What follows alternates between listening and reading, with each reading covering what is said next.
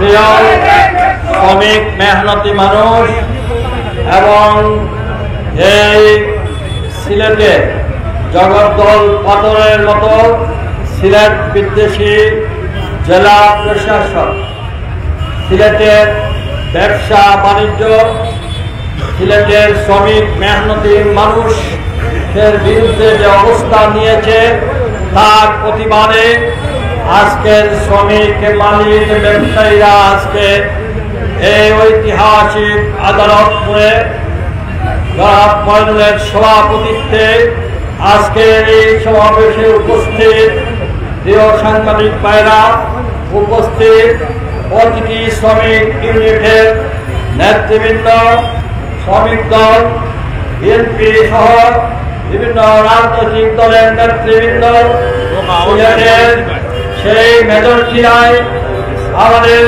পূর্বপুরুষের ধীরে ধীরে করা সেই চক্ষু হাসপাতালের ব্যবসায়ীদেরকে উচ্ছেদ করা এবং তাদের কারোর সঙ্গে জেলা প্রশাসনের কোনো সমন্বয় কিংবা আলাপ আলোচনা না রেখে একের পর এক এই সিলেটে উনি আসার পর থেকে উনি যেন একজন কৃত্রিমানের ভূতের মতো উনার একক সিদ্ধান্তে তিনি কাজ করে যাচ্ছেন।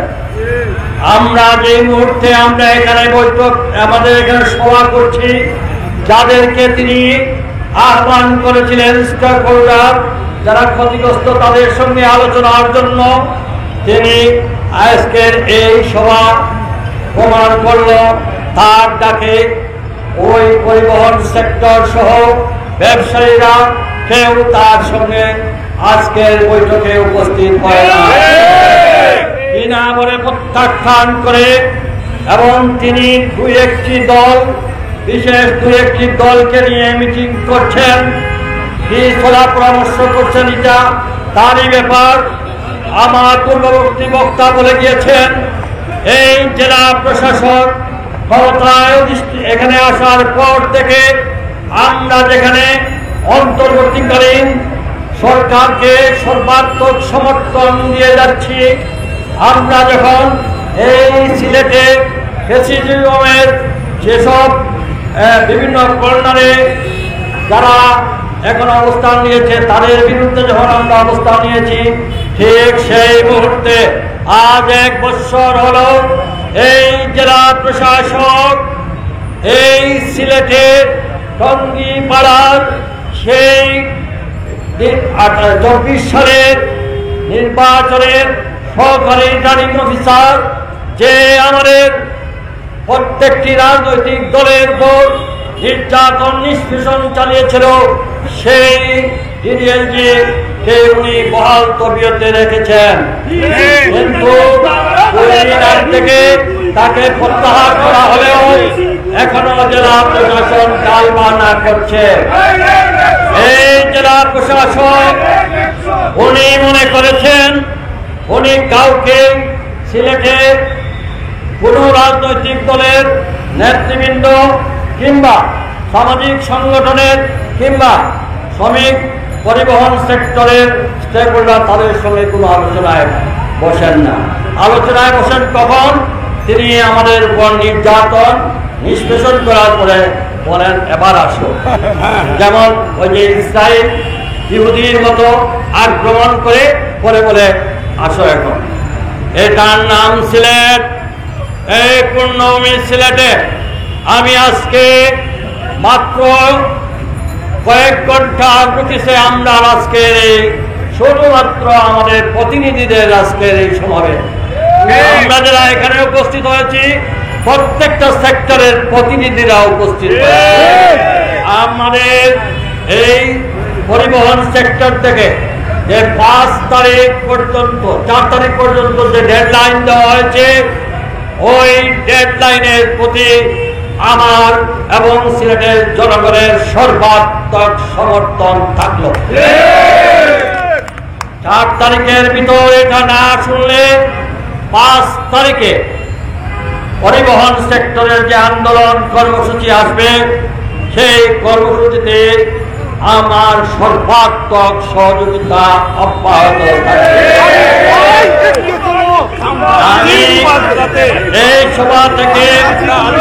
আমি এই সভা থেকে সকল রাজনৈতিক দলের নেতৃবৃন্দের প্রতি সিলেটের যারা রাজনৈতিক ময়দানে নেতৃত্ব দিচ্ছেন, আমি এই সিলেটের বারবার নির্বাচিত আপনাদের প্রতিনিধি হিসাবে আমি আজকে শ্রমিকদের পক্ষ থেকে, ব্যবসায়ীদের পক্ষ থেকে, আপামর জনগণের পক্ষ থেকে সকল রাজনৈতিক দলের নেতৃবৃন্দকে আগামী 5 তারিখের আগে জরুরি ভিত্তিতে গোলটেবিল বৈঠকে বসে আপামর জনগণের কথা শুনেন।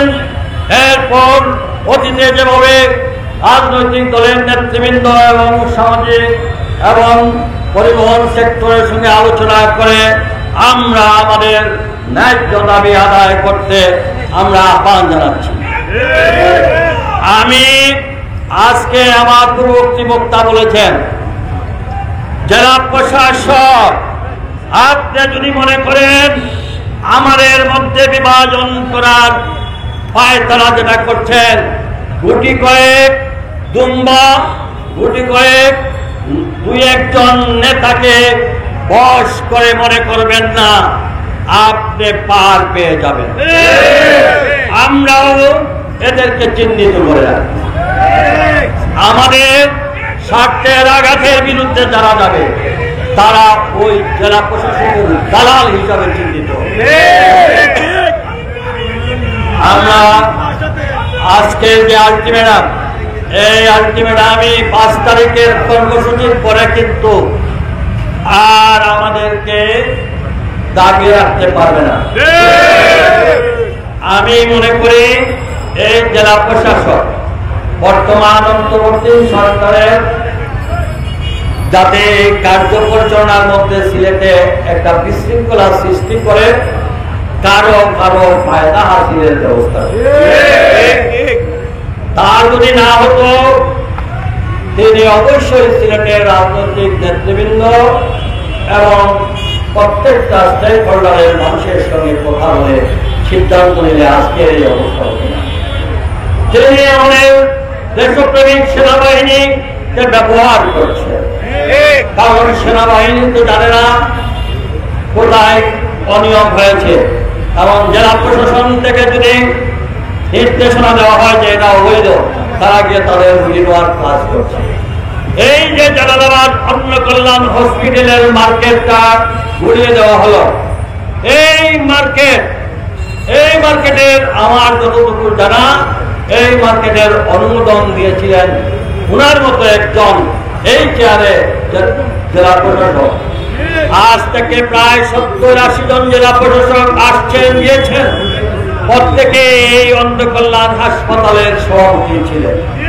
কিন্তু সরকারের একটা টাকা দিয়েও, 1 টাকাও সরকারের এই জালালাবাদ অন্ধ কল্যাণ হসপিটালে অনুদান আসে না।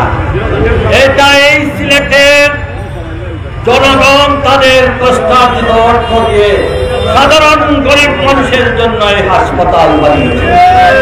আপনি কোথা থেকে কারোর সঙ্গে কথা না বলে আপনি ঘুরিয়ে দিচ্ছেন মার্কেট, ঘুরিয়ে দিচ্ছেন প্রশাসনিক ভবন, একই জায়গায় অবৈধভাবে ওই ফ্যাসিজম সরকারের সময় আনারুজ্জামান যখন এখানে মেয়র ছিল, সেই মুহূর্তে সিলেট টেক্সটাইলের সেই মার্কেট, অবৈধ মার্কেট বিনা পারমিশনে এই তালা ভবন করা হয়েছে। আপনি সেই আওয়ামী লীগের সঙ্গে পিঠ মারেন আর বলেন আমি আপনাদের লোক। কিসের আপনি আমাদের লোক? আপনি সরকারের প্রজাতন্ত্রের কর্মচারী, আপনাকে চোখ রাঙিয়ে জনগণের সঙ্গে কথা বলতে পারবেন না। আপনাকে সাবধান করে বলে দিতে চাই, সিলেটের মানুষকে অশ্রদ্ধা যারা করেছে তাদের কোনদিন তার লাভবান হতে পারে। সিলেটের মানুষকে আলাপ আলোচনার মাধ্যমে ভদ্রভাবে কথা বললে সিলেটের মানুষ সবকিছু উজাড় করে দিতে চায়। এই সিলেটের মানুষ তাদের নিজস্ব সম্পদ এই রাস্তা সম্প্রসারণের জন্য আমি আরিফুল হক যাদের কাছে গিয়ে বলেছি তারা তাদের মূল্যবান সম্পদ বাড়ি ঘর দোকানপাট তবে তারা ছেড়ে দিয়েছে, কোনো ক্ষতিপূরণ তো নেয় নাই। এই সিলেটে তো এক প্রমাণ রয়েছে। আপনি যদি আমরা কোনো অবৈধ স্থাপনার পক্ষে কথা বলছি না, আমি আমারও সাবধান করে বলছি, কোন সড়ক জনপদের জমি কেউ দখল করবে আমরা তার পক্ষে নই। আপনারা দেখেছেন সেই পাঠানগুলায়, উনি তো এটা বলছেন, সেই পাঠানগুলায় আমরা বিভিন্ন বড় বড় ভবন পর্যন্ত ভেঙে দিয়েছি, আপোষ করে না। সরকারের সেই জমি যারা বন্দোবস্ত দিয়েছেন এটা আপনার আগে আপনারই আরেকজন কলিগ দিয়েছেন, আপনার আগে ওইটা সংশোধন করেন, তাদেরকে একটা সর্বোচ্চ ব্যবস্থা দেন, তারপরে ভাঙেন। আপনি কথা নাই বার্তা নাই যে ভেঙে দিচ্ছেন, আজকে আপনি কারো কথা শুনতে চান। পরিবেশ উপদেষ্টা উনি আইন বলে পরিবেশ রক্ষার জন্য কি বলে পাহাড় কাটা, পাথর উত্তোলন ইত্যাদি ইত্যাদি। আমার প্রশ্ন হচ্ছে এটা আমরা সরকারের সকল নীতিমালা এবং পরিবেশ রক্ষার জন্য যা যা আছে আমরা সবাই সেটা মানতে পারত, কিন্তু আপনি তো আলোচনা করে আপনি তো লাইসেন্স তো এই সরকারও দিয়েছিল, আপনার পূর্ববর্তী সরকার দিয়েছিল। এই অবৈধ ব্যবস্থাপনা বিগত 17 বছর এই অবৈধ চুরাচালানি, এই পাথর তোলা বালু তোলা এইসব মহাল দখল জমি দখল এই 17 বছর বিগত 17 বছর যারা করলো তাদের বিরুদ্ধে কি ব্যবস্থা নিয়েছিলেন? জেলা প্রশাসক জবাব দিতে হবে। আগে ওই 17 বছর যারা লুটে পুটে খেয়েছিল তাদের বিরুদ্ধে কি ব্যবস্থা নিয়েছ? যদি সেটা ব্যবস্থা সঠিক উত্তর দিতে না পারো, এই টেক্সটাইলের যে আমাদের মেজর টিলা মার্কেটের দোকানের যত ক্ষতিপূরণ, আমাদের কাঠ শ্রমিকের উপর যত ক্ষতিপূরণ, আমাদের পাথরকারী শ্রমিকদের উপর ক্ষতিপূরণ, আমাদের প্রতিটি সেক্টরে যে ক্ষতিপূরণ হয়েছে তোমাকে এগুলা পরিশোধ করতে হবে। আজকে শুধু বলে গেলাম 5 তারিখের পরে কিন্তু তুমি জেলা প্রশাসকের সঙ্গে আর কোনো আলোচনার বৈঠক হবে না। আমি এই রাজপথ থেকে আমি সরকার প্রধান উপদেষ্টা এবং সরকারের সকল উপদেষ্টাকে আহ্বান জানাবো, আপনারা বিভিন্ন এজেন্সির মাধ্যমে খবর নেন, সিলেটের মানুষকে ফুসকে তোলার জন্য এই জেলা প্রশাসকের যথেষ্ট। এই জেলা প্রশাসকের কারণে সরকারের সঙ্গে আমাদের শ্রমিক মালিক ব্যবসায়ী জনগণের মধ্যে ভুল বুঝাবুঝির সৃষ্টি করছে। কোন অবস্থাতেই আমরা সরকারের বিরুদ্ধে নয়, আমরা আপনার ব্যক্তিগতভাবে আপনার সিলেট বিদ্বেষী মনোভাবের বিরুদ্ধে। আমরা মনে করি জেলা প্রশাসক উনি চাচ্ছে যে এই ধরনের একটা গন্ডগোল সৃষ্টি করে কোন না কোন দলের ফায়দা হাসিল করার সুযোগ করে। আপনারা চোখ কান খা রাখবেন, আমরা কিন্তু আইন হাতে তুলে নেব না, আমরা কোনো অন্যায় কোনো আচরণ করব না। আমরা গণতান্ত্রিক আন্দোলনের মধ্য দিয়ে আমরা সরকার প্রধানকে জানালাম, মিডিয়ার মাধ্যমে আমরা উপদেষ্টাদেরকে জানালাম, আপনারা নিরপেক্ষভাবে সিলেটের মানুষের সঙ্গে এই যে স্বরাষ্ট্র উপদেষ্টা মহোদয় থেকে শুরু করে আমাদের ইম্পর্টেন্ট এই সিলেট বিভাগে একমাত্র উনি আমাদের একমাত্র উপদেষ্টা। আমি আজকের এই সভা থেকে আহ্বান করব, আপনি সিলেটে বসেন, সকল রাজনৈতিক দলের নেতৃবৃন্দকে নিয়ে বসেন, জয়কর্তাদের নিয়ে বসেন, কোনো সমস্যা থাকবে না। আপনার পরিবেশের সঙ্গে আমরা একমত, আপনার কিন্তু আপনি বলেছেন একটা আর এই অথর্ব জেলা প্রশাসন করছে আরেকটা। আপনাকে এই সিলেট বিভাগের সন্তান হিসাবে আপনার সম্পর্কে রং মেসেজ জনগণের কাছে তুলে ধরছে। আপনি কখনোই শ্রমিক মেহনতি মানুষের বিরুদ্ধে নয়, আপনি পরিবেশ আইনকে বাস্তবায়নের জন্য বলেছেন। আমরা আপনার সঙ্গে একমত, তবে শ্রমিকদের ব্যবস্থা কিভাবে করতে হবে পরিবেশ বান্ধব রেখে আমরা পাথর বালু থেকে আরম্ভ করে প্রত্যেকটা কাজ করতে চাই। আসুন আজকে আমরা সবাই সিলেটের সকল বিভাগের সমস্ত মানুষের প্রতি আমার আহ্বান, আমাদের শ্রমিক মেহনতি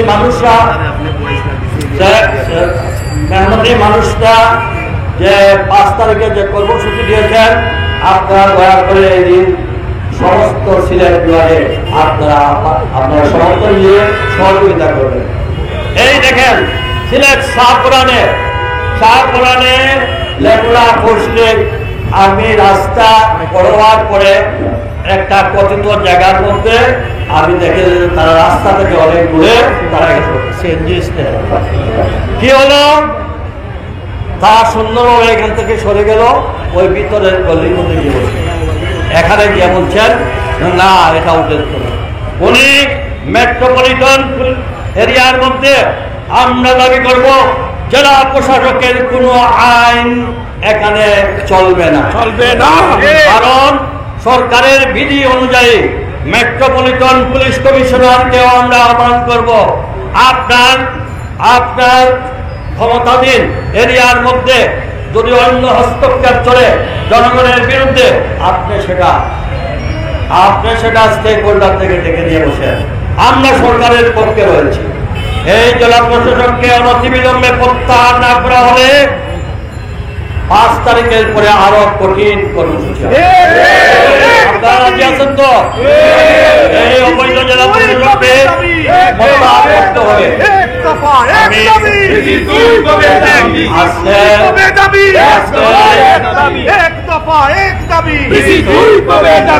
মনে কত বড় মনে নাকি বলে আরিফুল হক চৌধুরী তো এখন জনপ্রতিনিধি,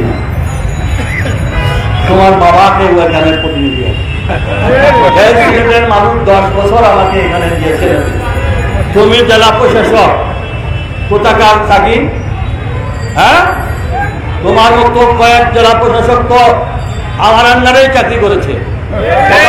সাবধান করে বলবা, মানুষের মান সম্মান নিয়ে জনপ্রতিনিধি কে আছেন কে নাই এটা তোমার নির্ধারণ করার কথা না, নির্ধারণ করবে সিলেটের জনগণ। সিলেটের আজকে মিডিয়ার মাধ্যমে আমি বলতে চাই 123টি প্রজেক্টের জমি অধিগ্রহণের কাজ এই জেলা প্রশাসকের এখান থেকে আজকে 18 বছর